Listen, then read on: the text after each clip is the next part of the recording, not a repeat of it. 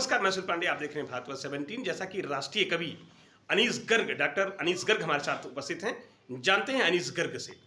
जी गर्ग साहब, जी, जी। जैसा कि आज जनरल कोटे की बात होती है, जी। तो जनरल कोटा अपने आप को कहीं न कहीं ठगा हुआ महसूस करता है। ठगा हुई नहीं, मैं पांडे जी मैं ये कहूँगा कि उपेक्षित महसूस करता है।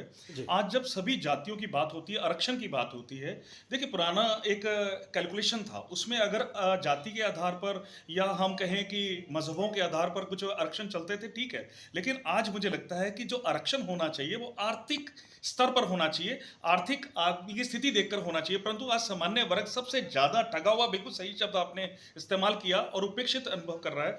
और इस संदर्भ में मेरी कुछ पंक्तियां आज निकली हैं जो मैं आपसे साझा करना चाहूंगा। मेरे को लगता है मेरी पंक्तियां ही सब कुछ कह देंगी। क्या बात है? कि अंत काल में अक्सर मैं ही अछूता रह जाता हूं। क्या बात? कि अंत काल में अक्सर मैं ही अछूता रह जाता हूं। जी हां साहब, मैं जो सामान्य वर्ग से आता हूं। क्या बात है? सबको आरक्षण पर मेरा भक्षण। मैं सामान्य वर्ग की तरफ से अपनी हाजिरी लगाता हूं कि सबको आरक्षण बस मेरा भक्षण।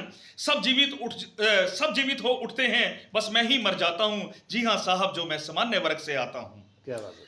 मेरा बच्चा पले संघर्ष के हथौड़े से, मेरा बच्चा पले संघर्ष के हथौड़े से, उसका बच्चा आगे निकले लेकर अंक थोड़े से। देख कर लटका चेहरा औलाद का, मैं विषाद से भर जाता हूं। साहब, मैं सामान्य वर्ग से आता हूं, मैं सामान्य वर्ग से आता हूं। क्या बात?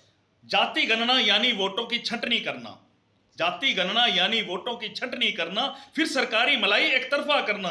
मेरे हिस्से फिर सूखी रोटी पर सहन कर जाता हूं। जी हां साहब, मैं सामान्य वर्ग से आता हूं, मैं सामान्य वर्ग से आता हूं। क्या? गरीब है पर सामान्य वर्ग से आता है।